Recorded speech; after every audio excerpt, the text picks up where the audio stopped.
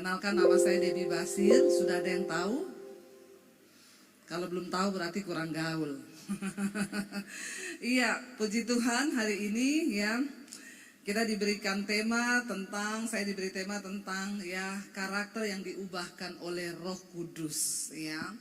Bapak Ibu, kekristenan itu bukan soal berapa lama kita menjadi Kristen ya.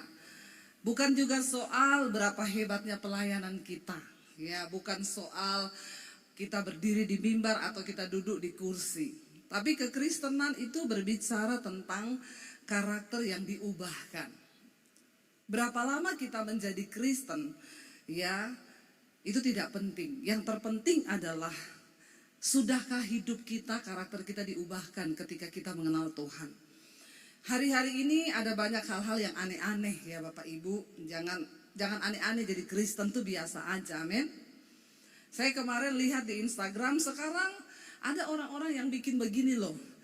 Siapa yang lagi galau hari ini ya, tolong liatin video saya ini terus. Liatin, jangan kemana-mana, tatap mata saya. Lalu sekarang tutup mata. Lalu dengar, resapi dalam-dalam kata-kata saya. Saya melihat ya sekarang itu, tapi banyak yang ikutin. Orang-orang sekarang menawarkan sesuatu yang instan. Ya, tapi hati-hati, penyesatan juga sekarang banyak terjadi. Kalau kita menjadi Kristen yang hanya mencari hal-hal yang begitu, ya kita pikir semuanya instan, maka kita nih akan gampang tersesat. Ya, kekristenan tuh bukan yang aneh-aneh. Ada juga orang-orang yang jadi Kristen, mereka mengaku dipenuhi Roh Kudus, lalu mereka cari-cari setan. Ya, ada pohon besar ditengking dalam nama Yesus, pohonnya dikelilingi, saudara. Saya pernah, teman saya tuh pendoa ngajak saya, dia bilang, "Bu, ya dulu waktu saya masih di Solo, kita doakan itu patung kodok tuh, lagi dibangun patung kodok." Saya tanya sama dia, "Kenapa kita doain patung kodok? Itu kan kodok lambang persinahan. Lah terus mau kau apain itu? Kita kelilingi, kita tengking." Saya bilang, "Nanti yang ada kodokmu pindah ke rumahmu loh. Nggak usah kau tengking-tengking, itu patung kodok. Ngapain coba? Patung kodok dikelilingi." Bener aja, akhirnya patung kodoknya pindah ke rumahnya, suaminya selingkuh. Ya, jadi suaminya itu hamba Tuhan, pendeta. Dia konseling sama jemaat. Saya sudah ingetin dia, "Pak, hati-hati. Kalau konseling sama jemaat yang perempuan, sebaiknya kasih saya, biar saya yang tangani, karena sama-sama perempuan." "Oh, enggak apa-apa, Bu, saya kuat." Ya, saya kuat. "Bapak kuat, tapi daging lemah." Ya toh? Akhirnya konseling. Tadinya niatnya mau konseling, jadi konsleting. Ya, yang begini jangan dicoba-coba. Ya, tadinya ibu itu datang cerita, "Pak, suami saya galak, saya dipukulin." Ya, Pak Pendeta itu kalau konseling kan harus empati kan. Kita sebagai hamba Tuhan konseling orang itu harus empati, turut merasakan. Jadi waktu ibunya nangis-nangis, Pak Pendetanya gini, "Iya Bu, yang sabar ya Bu ya." Besok ibu datang lagi, nangisnya makin keras. Pertama Pak Pendeta hanya membelai, "Yang kuat ya Bu ya." Mulai ini terjadi sentuhan, ya, yang tadinya konseling jadi konselingku. Akhirnya terjadilah hal-hal yang diinginkan. Jangan bilang tidak diinginkan. Jatuh, bener-bener. Itu jemaat cerai sama suaminya, ini bapak cerai sama istrinya yang tadinya suka nengking-nengking patung kodok. Saya tuh bilang sama teman saya nih, pendoa, "Kamu tuh gak usah mbok tengking tuh patung kodok, gapuro ditengking, pohon besar ditengking. Yang perlu kau tengking itu dirimu sendiri nih loh. Karena setan yang ada di bawah pohon besar itu tidak sehebat setan yang ada dalam diri kita. Ya, kalau setan yang ada di pohon besar itu dia gak ganggu kita. Kalau kita ini bisa menengking ini loh, amarah, kepahitan, iri hati, kebencian, kedagingan ini, musuh terbesar kita itu bukan setan. Musuh terbesar kita ini diri sendiri, katakan. Setan itu tidak akan pernah bisa menguasai kita kalau kita tidak memberi izin kepada Dia untuk bekerja dalam diri kita. Saya sempatkan waktu untuk pergi lihat sekolah Alkitab yang lagi saya bangun ya di daerah Bandungan, ya sekolah misi. Rencananya tadinya bulan Agustus ini selesai, ya tetapi kayaknya ada mundur saudara. Ya satu kerinduan saya ini banyak keliling ke desa-desa. Ya tadinya ketika Tuhan memberkati kami lewat YouTube, saya membangun gereja di desa-desa. Tapi tiba-tiba Tuhan itu taruh visi kepada saya nggak buka gereja karena gereja sudah banyak lah. Saya mau jadi sahabat gembala, saya nggak mau jadi musuhnya gembala. Sekarang semua orang berlomba-lomba buka gereja, udah ada gereja dia buka lagi di sebelah, ya udah ada di sebelah dia buka lagi di sini. Ya kalau buka tuh di Papua sana yang belum ada gereja, itu saya setuju. Lalu akhirnya saya tuh berdoa, Tuhan visi apa? Karena semua orang itu berkata, ibu buka gereja, ibu sudah saatnya jadi gembala, jemaat ibu banyak di YouTube. Di Jakarta pun banyak yang tanya, ibu gerejanya di mana bu? Saya mau pindah ke gereja ibu. Saya berdoa, Tuhan bilang, ya saya itu tidak harus buka gereja. Ya visi Tuhan di akhir zaman adalah tuaian. Yesus berkata tuaian banyak, tapi warningnya Yesus itu penuainya sedikit, pekerjanya sedikit. Nah saya menangkap hati Tuhan, ya saya harus mempersiapkan pekerja di akhir zaman, penuai di akhir zaman. Kami keliling ke desa-desa bikin seminar hamba-hamba Tuhan. Ya saya melihat bagaimana ya penuai itu pun, kita ini pekerja pun lemah. Ya bagaimana kita bisa menuai. Lalu akhirnya saya punya kerinduan untuk bangun sekolah itu. Tuhan pertemukan dengan orang-orang yang luar biasa. Akhirnya berdirilah sekolah misi itu. Ya sekarang saya rencana tadi Agustus tapi kayaknya mundur karena belum selesai. Ya kami punya kapasitas untuk menampung 100 orang anak masuk asrama 6 bulan. Lalu dia dilatih menjadi penuai. Lalu dia dipulangkan ke desa-desa. Visi kami, ya kerinduan kami justru orang dari desa-desa yang memang mau ke desa untuk mereka bisa menuai di sana. Jadi Bapak Ibu ya, kerinduan saya itu tadinya secara manusia tidak mungkin tapi menjadi mungkin jika itu memang dari Tuhan. Saya berdoa, ya kalau mereka memang dari desa itu nggak punya uang, sekolah gratis. Ya saya percaya ya masalah uang itu bukan urusan kita lah. Ya Tuhan pasti sanggup. Nah kemarin saya sempat ke sana ketemu beberapa orang desa. Ternyata mereka juga jemaat mesbah doa. Lalu ada seorang ibu tuh berkata, saya bilang, Bu enak ya tinggal di desa ya Bu ya. Sayur tinggal dipetik lah, udaranya masih bersih, jauh dari hiruk pikuk kota. Ya saya aja Bu, kayaknya saya betah, saya bilang tinggal di sini. Lalu ibu tuh bilang gini, enak di kota Bu. Ya, lalu saya di situ tuh di hati saya tuh ya. Tiba-tiba saya bisa ngomong ke ibu itu gini, Bu, orang mau tinggal di desa sama di kota itu pergumulannya itu sama. Memang tempatnya berbeda, tapi kalau kita di dalam kekristenan itu kan pergumulannya satu tok Bu. Mau di kota, di desa, di kutub utara, di kutub selatan, di luar angkasa sekalipun, pergumulannya itu cuma satu apa? Mengalahkan kedagingan. Itu tok Bu. Terus dia bilang, iya ya Bu Debbie, iya. Ya, kenapa Bapak Ibu? Roma 14 ayat 17 itu berkata begini, sebab kerajaan Allah itu bukan soal makanan, ya bukan soal minuman, tetapi kebenaran, damai sejahtera dan sukacita oleh Roh Kudus. Ya, sebab kerajaan Allah itu bukan soal makanan, bukan soal minuman, tetapi soal apa? Kebenaran, damai sejahtera dan sukacita oleh Roh Kudus. Ini berbicara tentang karakter loh saudara. Ini nggak ada hal-hal yang ini tidak berupa barang, bukan makanan, bukan pakaian kata Yesus, bukan minuman, bukan sesuatu yang kelihatan. Tetapi kerajaan Allah itu bicara tentang kebenaran, damai sejahtera dan sukacita oleh Roh Kudus. Saya jadi berpikir kalau 3 hal ini itu kan bicara tentang karakter kita kan.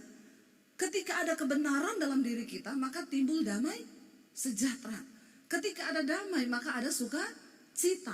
Saya bilang sama ibu itu, Bu, mau di kota, mau di desa, banyak Bu. Saya ketemu orang kaya, raya, ya Bu. Tapi dia nggak punya kebenaran, nggak punya damai, nggak ada sukacita. Walaupun dia kaya, dia tinggal di kota besar Bu. Lebih bahagia orang di desa yang punya kebenaran, damai sejahtera, dan sukacita oleh Roh Kudus. Ini bicara tentang karakter. Alkitab berkata Yesus datang ke dalam dunia membawa kerajaan Allah. Karena manusia telah berbuat dosa, telah kehilangan kemuliaan Allah, kita ini berada dalam kerajaan maut, kerajaan setan. Lalu Yesus datang, Yesus membawa kerajaan Allah. Yohanes Pembaptis berkata, bertobatlah, bertobatlah, persiapkanlah jalan bagi Kristus. Persiapkanlah jalan bagi Allah, bertobatlah sebab kerajaan Allah sudah dekat. Siapa yang dimaksud oleh Yohanes yaitu kerajaan Allah itu sendiri, yaitu Yesus. Waktu Yesus datang, dia datang membawa kerajaan Allah. Jadi Bapak Ibu, kita harus mulai belajar hidup di sorga, bukan hanya waktu kita mati. Tapi selama kita ada di dunia ini, inilah tempat kita berlatih untuk kita bisa hidup dalam kerajaan Allah. Apa itu kerajaan Allah? Dikatakan di sini kebenaran, damai sejahtera, dan sukacita. Kalau di dalam hidupmu ada 3 hal ini, dalam rumah tanggamu ada 3 hal ini, berarti engkau sudah hidup di sorga sekalipun engkau masih di bumi. Makanya doa Bapa kami Yesus mengajarkan, datanglah kerajaanmu, jadilah kehendakmu di bumi seperti di sorga. Apa itu sorga? Sorga itu kebenaran, damai sejahtera, dan sukacita. Bukan kaya loh. Banyak orang kaya gak ada damai, tiap hari marah-marah. Kalau dalam kerajaan Allah itu ada kebenaran, damai sejahtera, sukacita, berarti dalam kerajaan setan sebaliknya. Ada dosa, tidak damai, marah-marah, tidak ada sukacita, galau.com. Jadi mari kita uji sekarang, kita ini menjadi jemaat GIA berapa puluh tahun? Apakah kita sudah hidup dalam kebenaran? Ada damai dalam hidup kita, ada sukacita, berarti imanmu bertumbuh. Kalau engkau menjadi jemaat Kristen, walaupun puluhan tahun, tapi engkau tidak hidup dalam kebenaran, rumah tanggamu tidak ada damai. Tiap hari tukaran, kata orang Jawa ya. Tukaran itu apa? Berantem kan, ribut kan, bener kan? Saya nggak salah kan? Lalu tidak ada damai, tidak ada sukacita, berantem, ribut. Saya pastikan Anda masih ada dalam kerajaan setan. Belum dipindah ke dalam kerajaan Allah. Sekalipun engkau Kristen. Hello. Makanya saya bilang sama teman saya, enggak usah kau pergi tengking, itu setan. Kalau kau dalam rumah tanggamu tidak ada kebenaran dalam hidupmu, engkau hidup di tidak damai sejahtera, enggak sukacita, engkau masih berada di dalam kerajaan setan. Sekalipun engkau Kristen, sekalipun saya pendeta, sekalipun saudara majelis, kalau hidupmu tidak berubah, karaktermu masih dalam dosa, apa saudara? Ya Yesus bilang, kalau ada kebenaran, di situ pasti ada damai. Kenapa? Orang tuh kalau punya kebenaran, dia mau ribut, mau berantem aja enggak dalam nama Yesus. Sudahlah, enggak usah ribut-ribut ya. Suami istri, kita bisa salah paham. Saya sama suami salah paham enggak? Sering. Suami saya ini wong Solo, lah aku wong Sulawesi. Bagaimana enggak salah paham? Kita ini dari omongan aja udah salah. Saya waktu menikah sama suami saya, ya, untuk pertama kali saya pikirkan kita ketemu di gereja. Wah, menikah ketemu di gereja, sama-sama pelayan Tuhan. Ini pasti luar biasa. Kalau berantem, ya pasti kita kalau ribut ngomongnya haleluya. Ya, dasar kau puji Tuhan. Ya, berantem bahasa roh. Ternyata ketika saya menikah dengan suami saya, persoalan pertama dalam rumah tangga kami itu soal bahasa. Ya, saya tuh panggil suami saya teriak, Jo. Ya, saya panggil dia Jo, artinya bojo. Ya, jadi saya panggil Jo, bukan Johannes atau Jonathan namanya, enggak, bojo. Jadi yang panggil dia Jo itu hanya saya, enggak boleh orang lain, apalagi ibu-ibu. Dilarang keras memanggil suami saya Jo, itu hanya sebutan sayang saya buat dia. Dia panggil saya non, artinya nonong nih, nonong saya nih. Makanya ditutupi pakai poni ya. Waktu kita menikah, saya teriak, Jo, makan. Dia bilang gini, bisa ndak ngomongnya biasa aja. Saya bilang, ini biasa. Kau itu nesu loh, ora. kamu bisa nggak ngomong kayak orang Jawa? Saya bilang, ajari saya gimana ngomongnya orang Jawa. Ingat-ingat tuh ya, nada di belakangnya itu turun. Saya bilang, saya ini dibesarkan di Sulawesi puluhan tahun. Orang Sulawesi itu kalau ngomong nada belakangnya naik. Bagaimana kamu suruh saya turun? Dia bilang, bisa belajar loh. Saya bilang, ya nanti saya belajar. Tiap hari gitu saudara. Besoknya saya gitu lagi manggil, Jo, mangan. Dia bilang, biasa aja. Ini tuh biasa loh. Enggak loh, nadamu tuh nesu loh. Aku ora nesu loh. Oh, malah jadi nesu tenanan. Gara-gara soal bahasa. Jadi saya tuh stres saudara. Tiap hari saya disuruh ngomong, nadanya belakang turun. Saya tak ingat-ingat, terus tak eling-eling tiap hari. Manggil dia, Jo, mangan. Jo, ayo lu. Stres saya. Ya.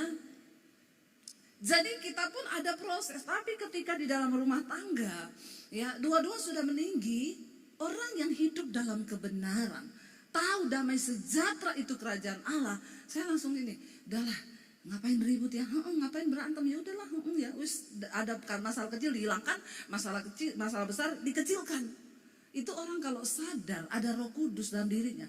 Yang saya bingung, ngaku Kristen, berantem 3 hari 3 malam gak omongan suami istri, nggak usah angkat tangan. Bertobat. Anda masih hidup dalam kerajaan setan loh. Ketika pertama kali kita ketemu Yesus, Roh Kudus turun dalam hidup kita. Tanda awal orang sudah berjumpa dengan Tuhan Yesus secara pribadi itu apa? Hidupnya diubahkan. Saya selalu berkata, makanya orang Kristen wajib punya pengalaman pribadi berjumpa dengan Tuhan Yesus. Waktu saya jadi Kristen, saya bertobat tahun 95. Papi saya haji, kakek saya ustadz. Saya nggak pernah berpikir jadi pendeta. Jadi Kristen aja nggak kepikiran, apalagi jadi pendeta. Dulu saya pelatih senam aerobik, saudara. Ya, makanya kayaknya begini nih. Ya, cuma dulu belum mengembang seperti ini karena kebanyakan makan ragi. Makanya jangan banyak-banyak makan ragi, nanti mengembang. Lalu saya akhirnya bertobat tahun 95. Wah, awal pertama bertobat saya sembunyikan iman saya 1 tahun. Saya baca Alkitab di kamar mandi, saya baca Alkitab di kamar, saya tutup pintu, saya sembunyi. Kenapa? Dari kecil saya sudah diwanti-wanti sama papi saya. Nama saya ini Debbie Basir. Ya, Basir itu saya dari Poso, saudara. Hati-hati sama orang Poso, ya. Saudara tahu sendiri lah, Poso itu ya begitulah saudara ya. Tapi sekarang sudah luar biasa, kota Poso sudah aman, tentram, damai. Ketika saya bertobat, ya saya takut sekali. Kenapa? Karena dari kecil saya sudah diwanti-wanti, jangan berteman dekat sama orang Kristen. Apalagi kamu pacaran sama laki-laki Kristen. Kalau kamu sampai menikah sama orang Kristen, kata papi saya bunuh kamu. Lebih baik papi masuk penjara daripada kamu bikin malu keluarga. Jadi itu tertanam dalam benak saya. Saya nggak berani pacaran sama orang Kristen, saya nggak berani jatuh cinta sama laki-laki Kristen. Padahal yang ganteng-ganteng itu cowok Kristen. Amin. Yang bertobat, yang tidak sama aja kayak setan. Akhirnya saya takut luar biasa, saya ketakutan, saya sembunyikan iman saya. Ya, papi saya punya pedang panjang 1,5 meter di bawah kolong tempat tidur. Dia punya keris, dia punya pistol di lemari. Jadi saya setiap hari ketakutan, jangan sampai ketahuan.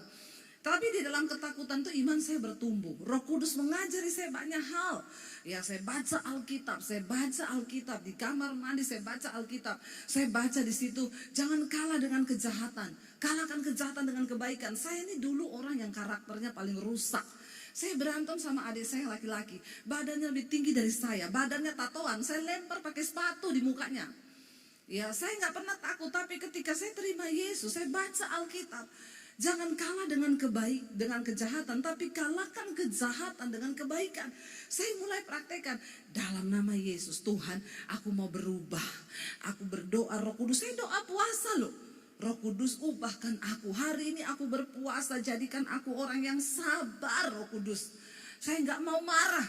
Begitu saya keluar dari kamar, adik saya maki-maki saya.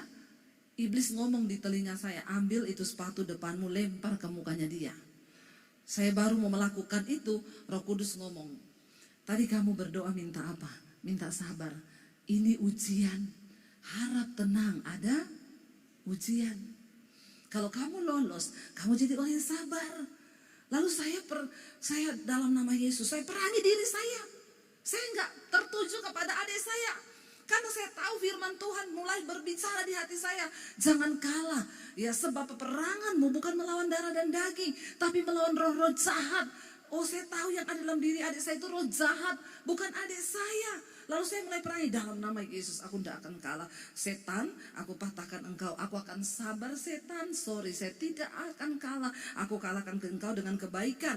Saya perkatakan aku memberkati adikku dalam nama Yesus. Waktu saya sibuk menengking diri saya sendiri, saya nggak dengar lagi adik saya itu ngomong apa. Tidak menyakitkan bagi saya. Karena saya sibuk menata hati, saya sibuk menjaga damai sejahtera. Ketika itu terjadi, saya juga dulu orang yang paling malas dalam rumah. Saya berdoa, Tuhan, kalau saya baca Alkitab bahwa engkau adalah suratan Kristus yang terbuka, yang harus bisa dibaca oleh semua orang. Ketika engkau jadi pengikut Kristus, maka orang lain harus melihat perubahan hidupmu. Saya berdoa, Tuhan, aku ini paling malas. Saya doa puasa lagi, rubah aku Tuhan jadi orang yang rajin. Dalam nama Yesus, aku besok harus rajin. Saya bangun lebih pagi, saya mulai nyapu, jadi dulunya saya tukang keluar malam, pulang jam 2 malam. Dipukuli, dihajar, biru-biru badan saya. Rambut saya dijambak, mau digundung sama papi saya. Dilarang pulang jam 2, besoknya saya pulang jam 3.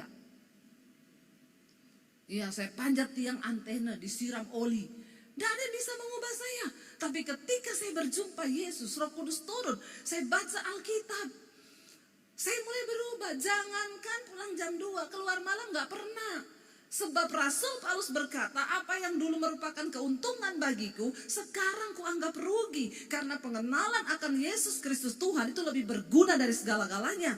Kerjaan saya itu baca Alkitab. Saya sibuk membenahi diri. Saudara tahu, 1 tahun akhirnya ketahuan saya jadi Kristen. Kakak saya ancam saya, dia bilang, saya kasih tahu papi kamu ke gereja. Kalau sampai papi tahu kamu dibunuh kamu. Saya bergumul di situ, Tuhan, kalau memang sudah waktunya aku harus kasih tahu imanku. Aku berdoa, Tuhan beri aku keberanian. Saya doa puasa saudara, cuma minta satu kekuatan untuk ngomong di depan keluarga saya. Ketakutan terbesar di hidup saya adalah ketika saya harus ngomong Yesus di depan keluarga saya. Karena itu artinya mati. Tapi ketika saya berdoa, Roh Kudus kasih saya kekuatan. Saya datang ke kamar papi saya ingat waktu itu hari Sabtu, saya mau doa puasa di gereja. Saya bilang, papi, saya mau minta izin. Mau kemana? Saya mau ke gereja. Papi saya kaget, dia syok, dia bilang, apa kamu bilang? Kamu udah gila. Kata-kata pertama yang keluar dari mulutnya, dia bilang gini, oh ternyata ini penyebabnya. Makanya akhir-akhir ini papi lihat kamu jadi aneh. Semua orang yang berjumpa dengan Tuhan Yesus, dipenuhi Roh Kudus, pasti akan menjadi, coba yang keras. Tapi jangan aneh. Tapi kita harus jadi aneh. Kenapa jadi aneh? Karena ada perubahan dalam hidup kita. Dulu yang marah-marah ketika berjumpa Tuhan Yesus dipenuhi Roh Kudus, tidak marah-marah lagi, tiap hari nyanyi-nyanyi, amin.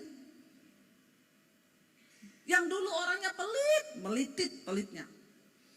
Begitu ketemu Yesus jadi pemurah.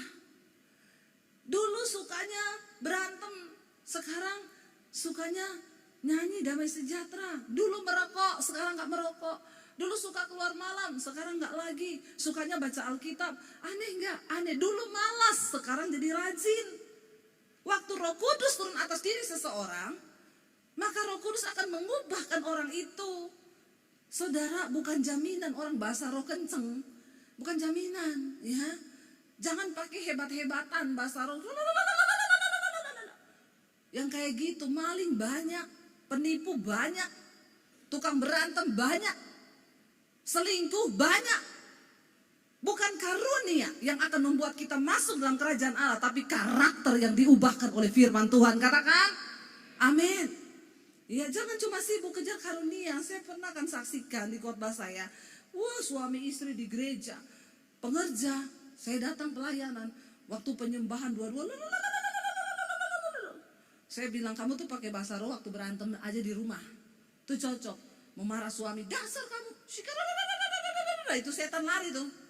Ya, saudara, bahasa roh kenceng di gereja. Begitu selesai, saya pulang, suaminya itu ada bekas cakaran di pipi. Saya salaman sama suaminya, dia bilang terima kasih ya Bu Debbie pelayannya. Saya bilang, Pak itu pipi kenapa Pak dicakar istri?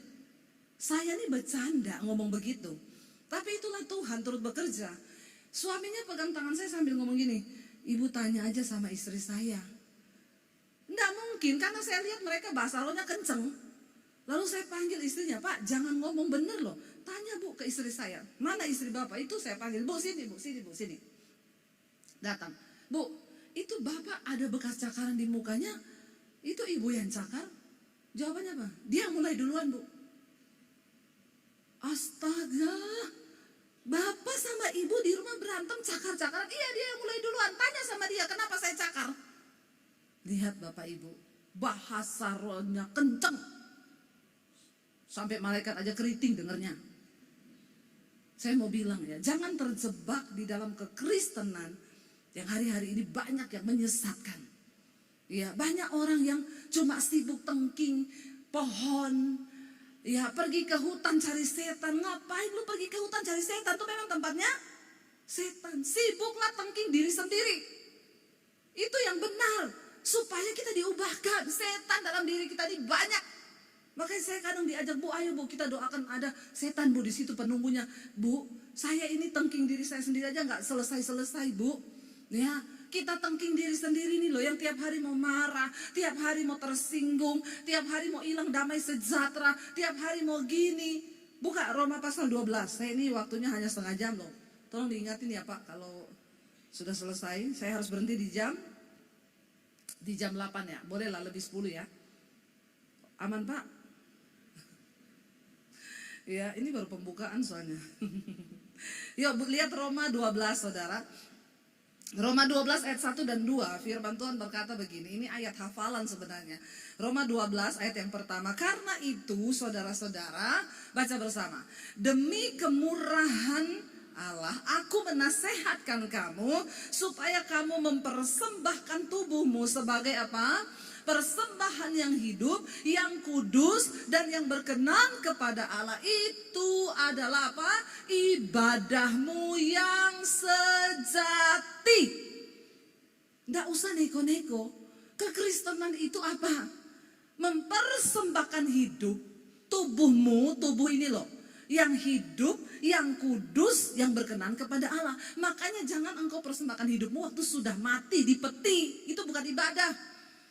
Ibadah yang sejati itu apa? Waktu kita hidup ini, tubuh ini kita persembahkan bagi Tuhan. Ini loh Tuhan, tubuhku yang hidup, yang kudus dan berkenan kepada Bapa. Itu ibadah yang sejati. Banyak orang hidupnya itu sembarangan. Ya, dia bersinah, dia selingkuh, dia tipu orang. Waktu mati sama saudaranya ditaruh Alkitab di peti. Terus buat apa? Nggak usah taruh Alkitab di peti. Dengar baik-baik. Orang Kristen itu Alkitab bukan untuk orang mati, untuk orang hidup.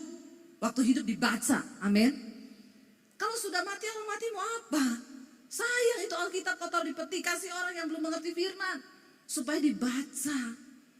Kita harus mempersembahkan tubuh yang hidup, yang kudus, yang berkenan kepada Allah. Itu loh ibadah yang sejati. Jadi ibadah yang sejati itu bukan yang neko-neko. Dengar orang Kristen, nggak usah aneh-aneh. Ya, apalagi dengar pengajaran-pengajaran yang menyesatkan, yang tidak ada di dalam firman Tuhan, jangan didengar. Menjadi Kristen yang sejati, mempersembahkan tubuh ini, yang hidup. Jangan waktu sudah mati. Waktu sudah mati kau mau didoakan siapapun juga tidak bisa membawa engkau ke sorga. Urusanmu itu dengan Tuhan ketika kita masih hidup. Kita gak pernah tahu kita hidup sampai umur berapa. Kita gak pernah tahu. Selama Tuhan beri kita waktu, ayo kita beri hidup yang terbaik. Kita gak pernah tahu, jangan sombong. Jangan sombong. Ya, sekali Tuhan berhentiin jantung kita, mati kita Bapak Ibu, gak bisa apa-apa lagi. Saya berkata sama Tuhan, selama saya hidup, saya mau melayani Tuhan. Orang bilang, Bu Debbie itu gak ada capeknya ya. Saya pernah makan pagi di Jakarta, makan siang di Semarang, makan malam di Makassar. Ya, saya pernah makan malam bahkan di makan pagi di Jakarta, makan siang di negara mana, makan siang di negara mana. Orang ngomong, ibu gak capek? Selama aku hidup, aku mau persembahkan tubuhku untuk melayani Tuhan. Kenapa? Karena waktu aku sudah mati nanti, aku gak bisa lagi melakukan apa-apa. Bukan soal matinya kapan. Kita mati kapanpun itu keuntungan, asal hidup kita berkenan kepada Tuhan. Masalahnya waktu engkau mati, karaktermu sudah diubahkan apa belum? Jangan engkau bawa kepahitan sampai dalam peti. Jangan engkau bawa persinahan, perselingkuhan sampai dalam peti. Ya, jangan bawa segala dosa ke dalam kematian. Tuhan tidak berkenan pada kematian orang fasik, tapi dia berkenan pada pertobatannya, itu kata firman Tuhan.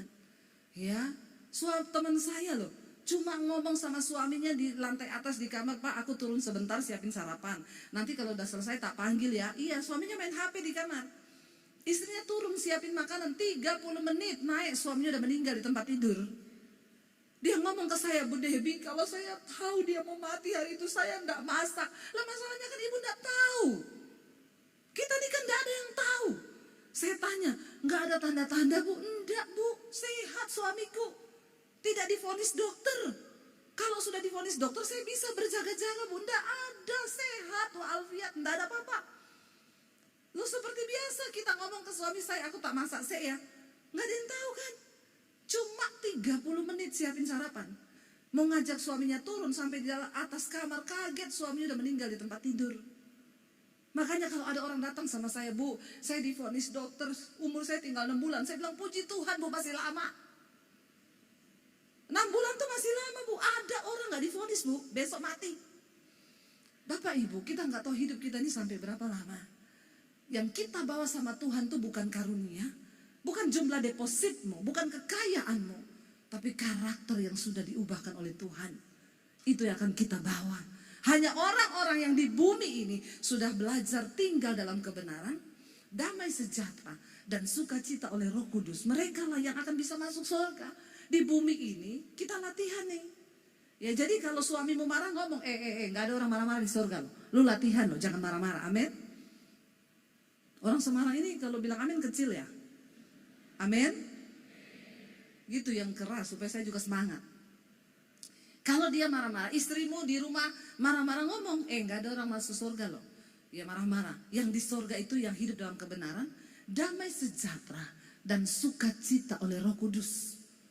Kalau ketiga hal ini tidak ada dalam dirimu, maaf saudara, nanti kau di surga marah-marah. Ya bingung lagi malaikat, nih kok di surga masih marah-marah ya? Ayo kita berlatih yuk. Karakter itu tidak bisa didoakan.